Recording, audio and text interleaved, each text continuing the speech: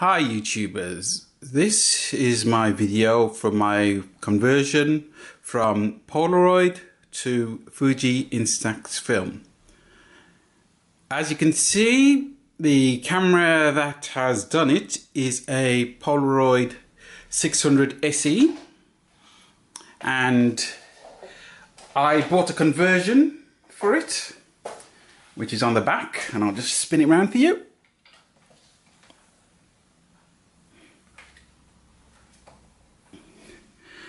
And as you can see, it's pretty bulky, but it does work.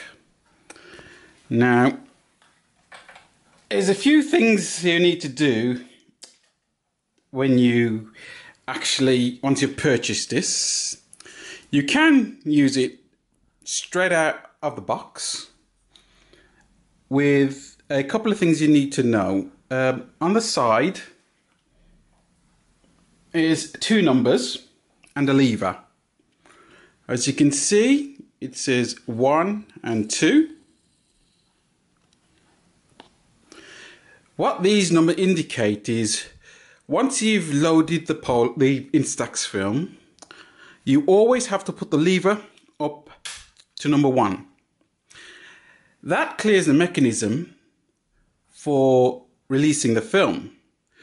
So whenever you start shooting, always check it's number 1.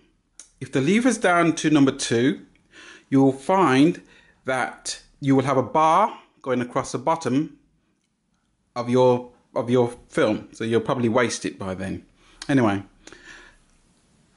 you start by flicking it up to 1 all the time, and then you take your picture, then you flick it down to 2, and that catches the film, and then you turn the handle. Obviously, because of the size of the camera, normally the camera back would be on the opposite direction, so that the winding handle would be on the left. But with the handle coming off the Polaroid SE, it was designed to come off the right, so you can just wind it on as you go. Other things to notice is that on the Fuji, on the Polaroid, your clearance for getting a tripod mount has to be adjusted. I just happen to have this handle, which I was able to screw into it and then put it onto a tripod. It's a temporary thing, but I'm looking for a spigot that will give me the distance so I can mount it permanently on a tripod and leave it at that. But at the moment, that's what I'm using, and I found it's worked. You know, it'll do for now. You'll also find on the Polaroid there is another side handle, another side bush, which you can, for your verticals, you can do it. But I found that, seeing I've used the handle, I'm able to hold it on a vertical and take a shot. Now, there's a couple of things I found when I started using this. Because of the different format sizes, the Polaroid was a more squarish, but the Fuji is more oblong.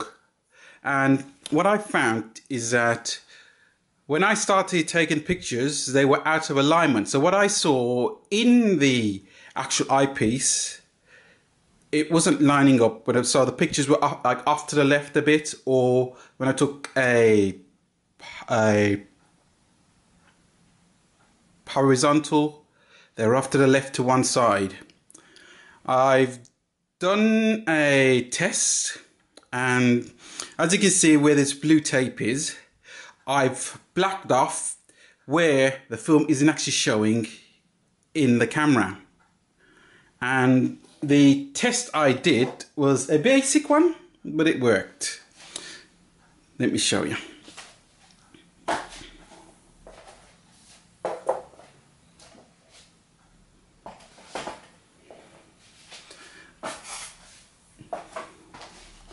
I put on the wall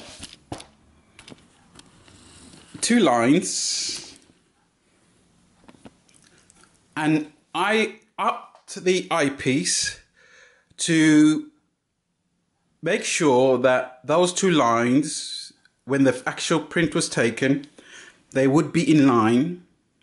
And then I masked off on the front of the camera what the bit of film that isn't being, the area of the film that can't be used. So what you got is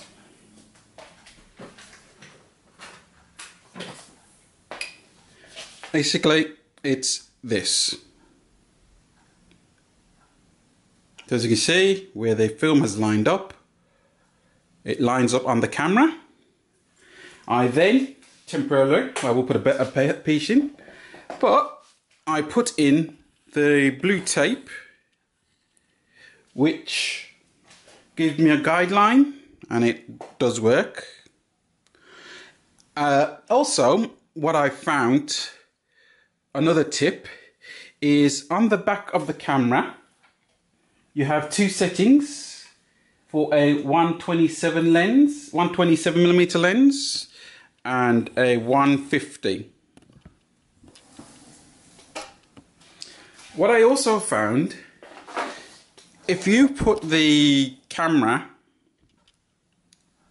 you put the dial to 150, it's on 127 there, put it to 150. In the viewfinder, you will see a rectangular box. If you line the bottom of the rectangle,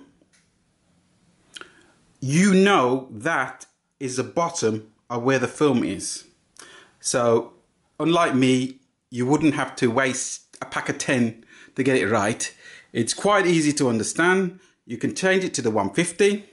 If you know your picture is at the bottom of the L bracket in the base, then you will know that it is at the right place, and you can take a picture. So everything above it will be in line in the finished Instax print. So that's a tip that will save you wasting film. Unfortunately, I did it, and I only found out after I did it. But I hope this comes to good help you. Now, I'm going to be testing this out on some landscapes and some close-ups and seeing as it did. Actually, when I did the initial test with the tape on the walls, I actually set it for its minimum distance. So I'm going to see how that is affected by using different distances. And I hope it'll work out fine. So I'll be on to this part 2.